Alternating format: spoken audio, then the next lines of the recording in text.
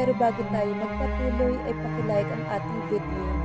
Ganun din ang subscribe button, pati na rin ang bell icon para lagi kayong updated sa mga parating ko pang mga uploads.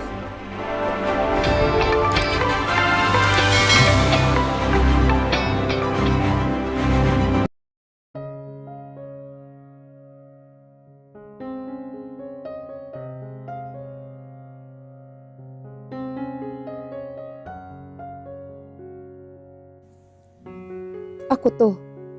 Jackson? Bakit hindi mo ako nakikilala? Paano naman niya malalaman na si Jackson na pala ang kaharap niya? Gayong si Janus ang kasama niya kanina. At hindi niya ine-expect na nandoon agad si Jackson. Anong ginagawa mo dito? At paano ka nakapasok? Sunod-sunod na tanong niya.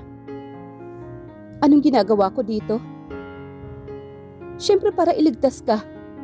Nakita kong pumasok ka sa comfort room. Magpapakita na sana ako pero hinabol ka ng isang babae. Aywan niya pero galit na galit siya kay Jackson nang maalalang muli ang sinabi ni Elena. Hindi ka dapat pumunta dito.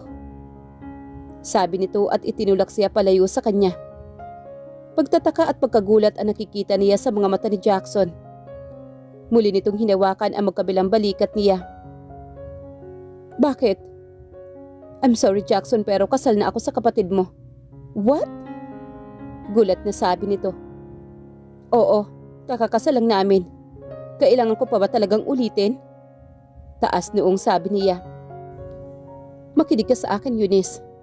Kung ano man ang ginawang kabaliwan ng kapatid ko at ang katotohanan kasal ka pa rin tayo. Baka nakakalimutan mo na nakapirma na ako sa divorce agreement natin. Hindi ko maintindihan. Pero parang okay lang sa'yo na ikasal ka sa kapatid ko. Parang gano'n na nga. Paninindigan na niya ang kasal niya kay Janus. Listen to me. Si Janus ang kumidnap sa'yo. Hindi mo ba nalalaman yan? Hindi ko hahayaan ang mga gusto niya. Sasama ka sa akin. Sabi nito at hinawakan siya sa mga braso. Too late. I told you, kasal na ako sa kapatid mo. Then file a divorce. Galit na wika nito at mas lalo pa siyang nilapitan. Jackson, mas kailangan ka ni Elena. You got her pregnant. Hindi napigilang bigkas niya. She have to tell dahil kahit masakit iyon. Pinakatitigan siya nito na mapansin niya ang panlalalim ng mga mata nito. Listen to me. I swear, I never touch Elena. Kahit dulo ng daliri niya. Nagsisinungaling ka na naman ba sa akin? Alam mo Jackson, pagod na ako. Hindi ko na alam kung kaya ko pa bang makinig sa mga sasabihin mo. Mangiyak-ngiyak na wika niya. Sweetheart, bakit hindi ka ba naniniwala sa akin? Kasi may pinakitang ebidensya sa akin si Elena at ikaw ang pumasok sa bahay niya sa Quezon City ng time na yon. Galit na wika niya. I already clarified with Elena that it was Janus. Napatitig siya sa mukha nito. Totoo ba yan? Nakahinga siya na maluwag at sa nalaman niya. I'll swear. Pinagpapalo niya ito sa dibdib na hinahayaan naman siya nito. Hindi mo ba alam kung gaano akong hindi mapalagay sa nalaman ko na binuntis mo si Elena? Mas ako nga itong hindi mapalagay dahil tinangay ka ni Janus. But seeing you safe and sounds right now make me feel relieved. And to think that jerk didn't realize how angry I am right now. Hinila niya ang damit ni Jackson upang makalapit sa kanya at kusa niya itong hinalikan. Namimiss niya ito ng sobra. Naging maalab ang palitan nila ng halik at nang kapusin sila ng hininga ay naghiwalay na sila. Paano ka nga nakapasok dito? Wala bang nakakita sa'yo sa ibaba? Tanong niya. Everyone thought I was Janus, kaya mas naging madali ang pagpasok ko. Nakangiting tugo nito habang hinahalikan nito ang pisngi niya. Magkayakap na ang mga katawan nila sa ibabaw ng kama. Si Jackson na mismo ang nakapatong sa katawan niya. Maging siya nga ay napagkamalan din niya na ito si Janus. Bagamat nakasuot si Jackson ng itim na jacket at maong na pants. Paano tayo makakaalis nito ngayon? Don't worry about that. Hindi ko hahayaan na hindi kita mabawi sa kapatid ko ngayon. Sabi nito, mukhang ikaw tong may kasalanan sa akin. Ano namang kasalanan ko? She asked. Pumayag-payag ka sa gusto niya na with that stupid wedding ceremony? I can explain, pero hindi sa ngayon, Jackson. Napakagatlabi naman siya. Umangat ang mukha nito at nagtataka ang mga matang tiningnan siya. Hindi ko pwedeng sabihin sa'yo dahil nangako ako kay Janos. Kagat ang labi na sabi niya. Alright. Sabi ni Jackson at naramdaman na lang niya ang kamay nitong humahagod sa kanyang hita. Anong ginagawa mo? Kapag kuwan ay tanong niya. Didn't I promise you when I come back home, I'll make love to you? Pero hindi naman natin bahay to. It doesn't matter. I really miss you. Pagkasabi nito niyon ay hinalikan siya sa mga labi ng mariin at marubdob. Ipinulupot ni Eunice ang mga kamay niya sa batok ng asawa at kusang tumugon sa mga halik nito.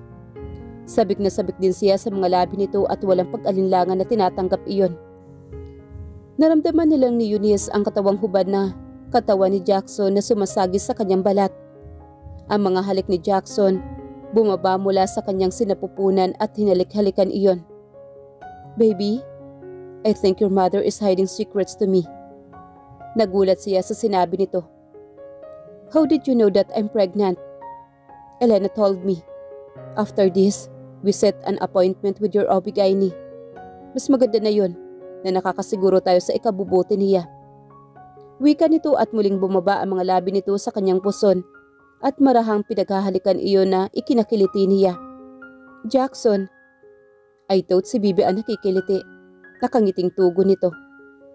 Hinawakan niya ang buhok ni Jackson at iniangat ang mukha nito. Why don't we start it now?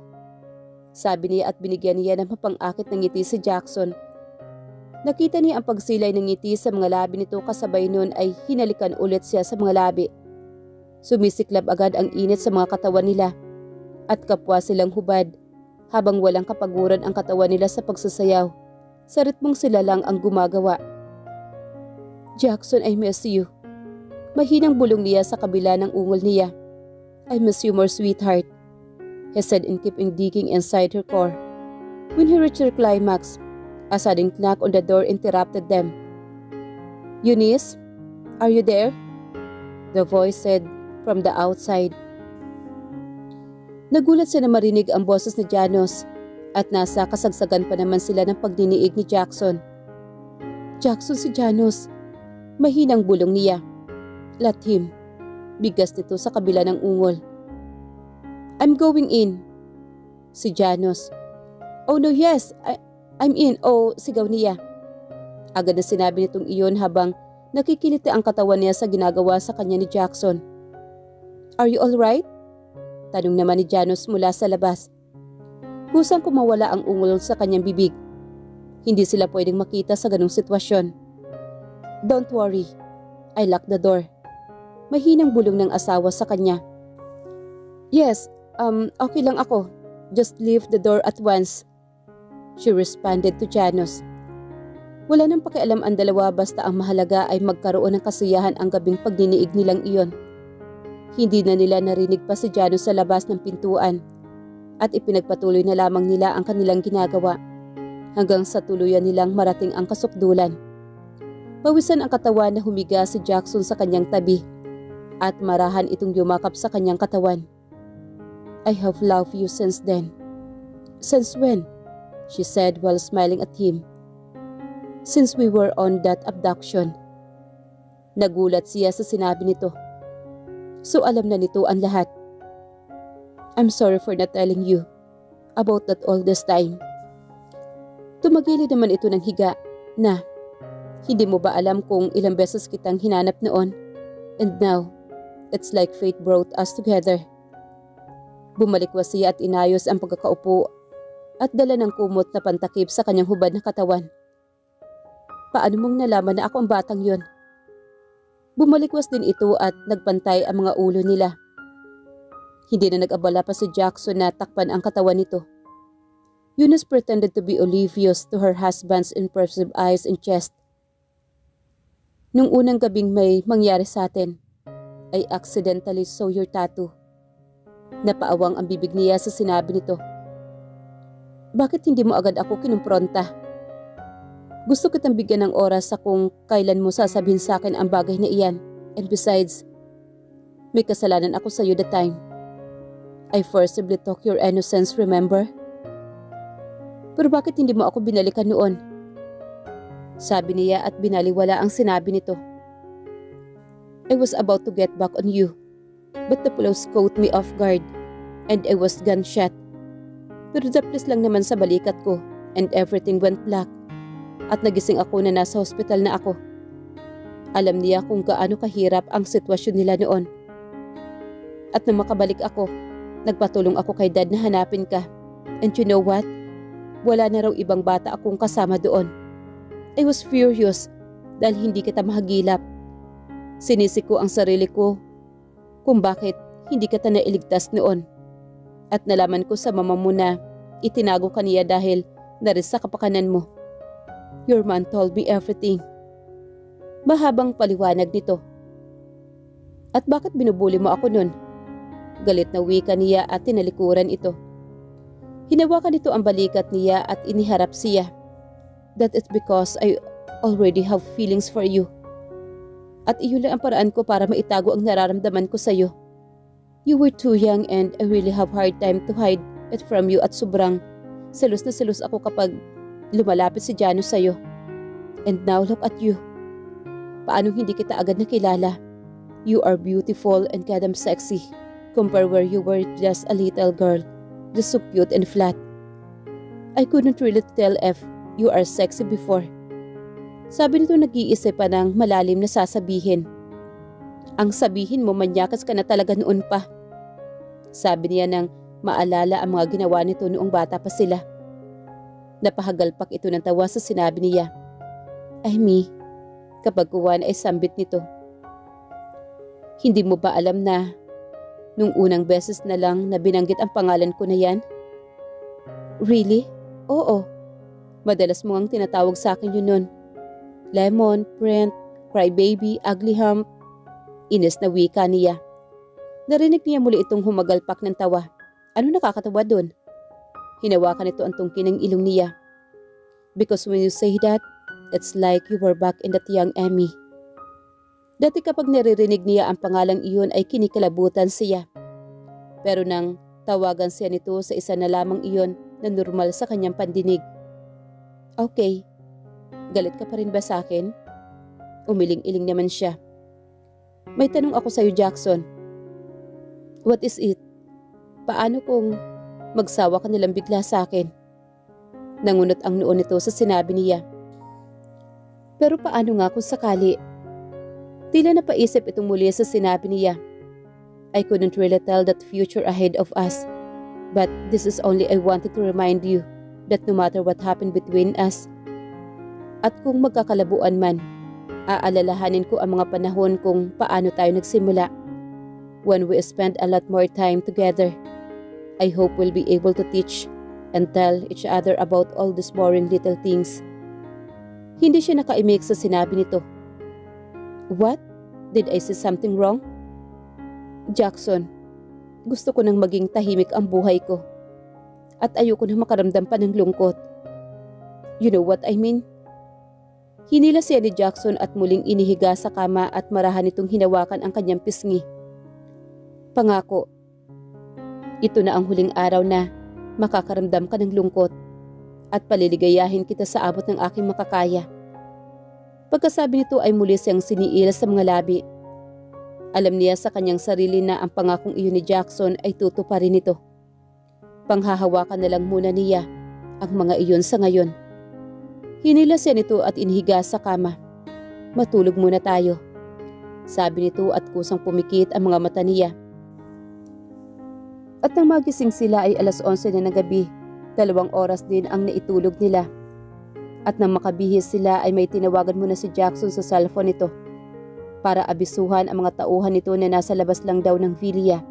At pagkatapos nitong sabihin ay namatay lahat ang mga ilaw. Jackson, bulong niya rito. Huwag kang matakot. Sabi nito at hinila na siya palabas ng silid. Wala silang nakasalubong sa hallway nang palabas na sila ng silid.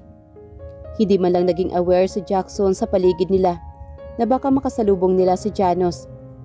Hawak-hawak ni Jackson ang kamay niya nang bumaba sila. Nang sa paglabas nila sa mansyon ay nanlaki ang mga mata niya nang makita si Janos sa mismong bungad palabas ng pintuan. So, my instinct was right, sabi ni Janos at nakahalukip-kip ang mga braso nito. Dahil sa liwanag ng buwan, kitang-kita niya ang bawat galaw nito. Janos, please, let me go with Jackson. Huwag kang makiusap sa kanya. Itatak niya sa utak niya na, in the very first place, you are my wife. Sabi ni Jackson. At this time, we were supposed to have our honeymoon. Nakangising tugo nito at tumingin kay Eunice. Pagkatapos noon, binalingan nito si Jackson.